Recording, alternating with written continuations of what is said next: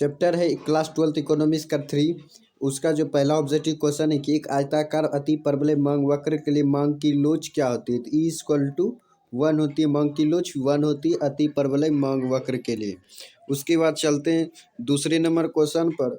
दूसरा number question का जरा एक पूर्ण प्रतिस्पर्धा बाजार में औसत आगम, सीमांत आगम और मूल्य पी के बीच क्या संबंध होता है। तो ये तीनों आपस में बराबर होते हैं, P equal to A R equal to M R. उसके बाद चलते हैं नेक्स्ट क्वेश्चन पर। तो नेक्स्ट क्वेश्चन का जरा उत्पादन के साधन के रूप में उद्यमी का कार्य है। तो वो साधनों का इकट्ठा करना, उत्पादन प्रक्रिया को व्यवस्थित करना, उत्पादन के खतरे को वहन करना, ये तीनों काम जो है उद्यमी का ही होता है। उसके बाद चलते हैं 4 नंबर क्वेश्चन पर। 4 नंबर क्वेश्चन का जरा कोई पूर्ति वक्र कब दाहिनी ओर शिफ्ट करेगी। तो वो जब प्रौद्योगिकी कार्य प्रगति पर होती है तब पूर्ति वक्र दाहिनी ओर शिफ्ट करेगी। उसके बाद चलते हैं 5वें नंबर पर। 5वां नंबर कहा जा रहा है इनमें से किसे संसाधन भूमि के अंतर्गत नहीं रख सकते। तो वह है मशीन, संसाधन के अंतर्गत नहीं आ सकता। उसके बाद चलते हैं औसत वक्र की आकृति कैसी होती है। तो औसत वक्र की आकृति जो यू आकार की होती है। उसके बाद चलते हैं 7वें नंबर क्वेश्चन पर। 7वां नंबर क्वेश्चन का जरा किसी फर्म का मूल्य वर्धित होना चाहिए। तो वो जो है उत्पादन का मूल्य मध्यवर्ती वस्तुओं के मध्य होना चाहिए। उसके बाद एक उत्पादन के किसी चरण में कारकों का निवल योगदान होना चाहिए। तो उत्पादन का किसी भी चरण में योगदान और मूल्य मध्यवर्ती वस्तुओं का मूल्य, ये दोनों जो है होता है किसी फर्म का मूल्य वर्धित। उसके बाद चलते हैं 8वां नंबर। तो नंबर कहा जा रहा है वह कौन सा समय है जिसके उत्पादन के सभी साधन परिवर्तित किए जा सकते हैं। तो वो है अल्पकाल। तो अल्पकाल में जो किसी भी उत्पादन के सभी साधन को परिवर्तित किया जा सकता है। उसके बाद चलते हैं 11 नंबर पर। उत्पादन की अवधारणाएं हैं। तो उत्पादन की अवधारणाएं जो है कुल उत्पाद भी है, सीमांत उत्पाद भी है और औसत उत्पाद भी है, तो सभी हो जाएगा। उसके बाद चलते हैं सीमांत उत्पादन बराबर होता है। तो सीमांत उत्पाद जो बराबर होता है वो T P equal to T P minus 1 के बराबर होता है। उसके बाद चलते 13 नंबर क्वेश्चन कि औसत उत्पाद बराबर होता है। तो औसत उत्पाद जो बराबर होता है टी पी बाय एल, ये इसके बराबर होता है। तो A P is equal to T P by L, याद रखिएगा A P is equal to T P by L. उसके बाद चलते हैं 14 नंबर क्वेश्चन पर। 14 नंबर क्वेश्चन कहा जा रहा है किसी परिवर्तनशील साधन की एक अतिरिक्त इकाई या कम या इकाई का प्रयोग से कुल उत्पाद में अंतर आता है, वह कहलाता है। तो वह कहलाता है औसत उत्पाद। जब किसी भी परिवर्तन साधन की एक अतिरिक्त इकाई या कम इकाई का उपयोग करने पर कुल उत्पाद में अंतर आ जाए तो वह औसत उत्पाद में आता है।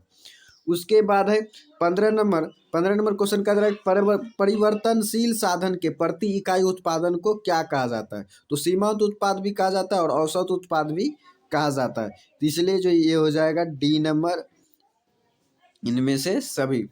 उसके बाद चलते हैं 15 नंबर क्वेश्चन पर।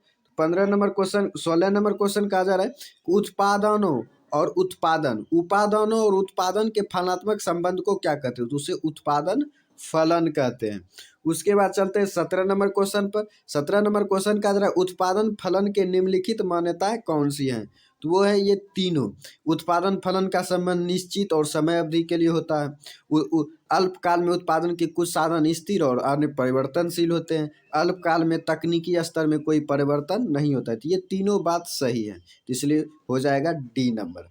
उसके बाद चलते हैं 18 नंबर क्वेश्चन पर। 18 नंबर क्वेश्चन का जरा उत्पादन फलन के निम्न प्रकार कौन से हैं। तो वो है परिवर्तनशील अनुपात उत्पादन फलन, समान अनुपात उत्पादन फलन, अल्पकालीन उत्पादन फलन। तो ये तीनों हैं उत्पादन फलन, इसलिए हो जाएगा आंसर डी। उसके बाद चलते हैं 19 नंबर क्वेश्चन पर। 19 नंबर क्वेश्चन कहा जाए आर्थिक उपयोगिता का सृजन ही उत्पादन है। ये किसने कहा था। तो ये एली ने कहा था कि आर्थिक उपयोगिता का सृजन ही उत्पादन है। उसके बाद है 20 नंबर कि उत्पादन की 3 अवस्थाएं कौन है।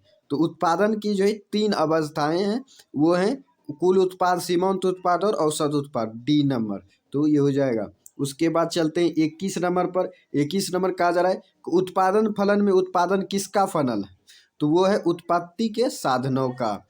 उसके बाद चलते 22 नंबर क्वेश्चन।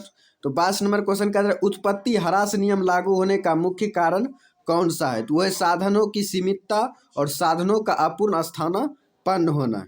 तो ये दोनों जो हैं उत्पादन ह्रास नियम लागू होने का मुख्य कारण है। उसके बाद चलते दीर्घकाल में पूर्ति का लोच, तो वो है अधिक लोचदार।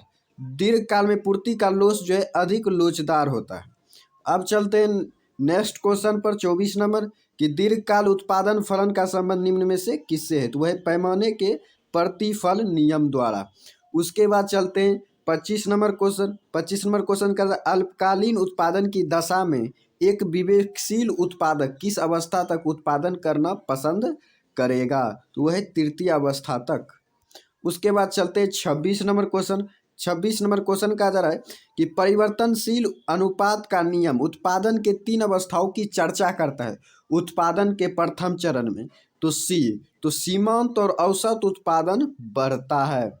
उसके बाद चलते हैं 27 नंबर क्वेश्चन पर। 27 नंबर क्वेश्चन करा है जो वक्र पहले बढ़ता है फिर स्थिर होकर घटना आरंभ करता है वह कौन सा वक्र कहलाता है, तो वह टीपीपी कहलाता है।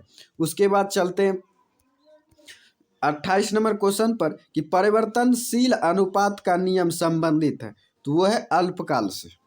उसके बाद चलते हैं नेक्स्ट क्वेश्चन पर। नेक्स्ट क्वेश्चन है 29 नंबर, औसत स्थिर लागत वक्र अक्षों को छूता नहीं है, तो औसत लागत वक्र जो है छूता नहीं है, औसत लागत वक्र वो छूता नहीं है वक्र को।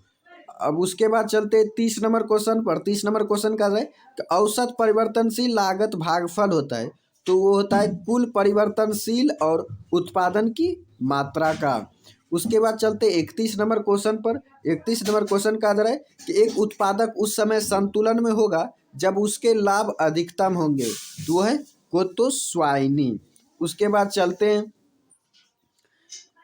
उसके बाद है 32 नंबर कि पूर्ण प्रतियोगिता में कुल आगम वक्र क्या होता है, तो वो बाएं से दाएं ओर चढ़ती हुई सीधी रेखा होती है। उसके बाद चलते हैं 33 नंबर क्वेश्चन पर कि फर्म का संतुलन की कुल आगम और कुल लागत नियम है, तो वह है व्यवहारिक। उसके बाद चलते हैं 34 नंबर क्वेश्चन पर। 34 नंबर क्वेश्चन का है सीमांत आगम और सीमांत लागत का अंतर क्या प्रदर्शित करता है, तो सीमांत आगम और सीमांत लागत का अंतर जो है लाभ को प्रदर्शित करता है। उसके बाद चलते हैं 35 नंबर क्वेश्चन पर कि जब सीमांत आय और सीमांत लागत बराबर होते हैं तब जो है क्या होता है, तब लाभ अधिकतम होता है। उसके बाद चलते हैं 36 नंबर क्वेश्चन पर कि लाभ है क्या, तो लाभ जो है कुल आय और कुल लागत का अंतर है। लाभ जो है कुल आय और कुल लागत का अंतर है। उसके बाद चलते हैं 37 नंबर क्वेश्चन पर कि पूर्ति निम्न में से किससे जुड़ी होती है, तो पूर्ति निम्न में से समय से भी जुड़ी होती है और कीमत से भी जुड़ी होती है। उसके बाद चलते 38 नंबर क्वेश्चन पर कि वस्तु की पूर्ति के निर्धारक घटक कौन से हैं, तो वस्तु की कीमत भी है, संबंधित वस्तु की कीमत भी है, उत्पादन साधनों की कीमत भी है, इसलिए तीनों हो जाएगा डी नंबर ऑप्शन। उसके बाद चलते 39 नंबर क्वेश्चन कि निम्न में से कौन सा कथन सही है, तो वस्तु की कीमत में उसका पति बीच सीधा संबंध होता है। वस्तु की कीमत और पति के जगह यहाँ पूर्ति होगा, पूर्ति, तो वस्तु की कीमत और पूर्ति के बीच सीधा संबंध होता है। पूर्ति बाएं वक्र से दाएं की ओर उठता है, पूर्ति को अनेक तत्व प्रभावित करते थे, ये तीनों बात सही है, इसलिए हो जाएगा ऑप्शन नंबर डी। उसके बाद चलते हैं 40 नंबर क्वेश्चन पर। 40 नंबर क्वेश्चन कहा जा रहा है कि एक फर्म का आगम उसकी बिक्री प्राप्ति या वस्तु की बिक्री से मिलने वाली मौद्रिक प्राप्तियां हैं, ये किसने कहा था, तो ये कहा था डूले ने। उसके बाद चलते 41 नंबर क्वेश्चन पर कि पूर्ण प्रतियोगिता में क्या अंतर होता है, तो पूर्ण प्रतियोगिता में अंतर होता है AR=MR, औसत आय बराबर जो है सीमांत आय। उसके बाद चलते 42 नंबर क्वेश्चन पर। 42 नंबर क्वेश्चन कहा जा रहा है कि फर्म का लाभ निम्नलिखित में से किस शर्त को पूरा करने पर अधिकतम होता है, तो वो होता है जब आप MR=MC कर दीजिएगा, या इसको अगर जो है ग्राफ की भाषा में कहें तो MC रेखा जो MR को नीचे से काटना चाहिए। उसके बाद चलते हैं 43 नंबर क्वेश्चन पर कि पूर्ण प्रतियोगिता में क्या स्थिर रहता है, तो पूर्ण प्रतियोगिता में AR और MR औसत लागम और जो है सीमांत आगम दोनों जो है स्थिर होना चाहिए। उसके बाद चलते हैं 44 नंबर क्वेश्चन पर। 44 नंबर क्वेश्चन कहा जा रहा है 45 नंबर कि एकाधिकार और एकाधिकारी प्रतियोगिता में होता है, तो वो होता है ए आर जो है औसत आय जो वो बड़ा होता है सीमांत आय से। उसके बाद चलते हैं 46 नंबर क्वेश्चन पर। 46 नंबर क्वेश्चन कहा जा रहा है कि किस बाजार में ए आर और एम आर दोनों बराबर होते हैं, तो वो है पूर्ण प्रतियोगिता।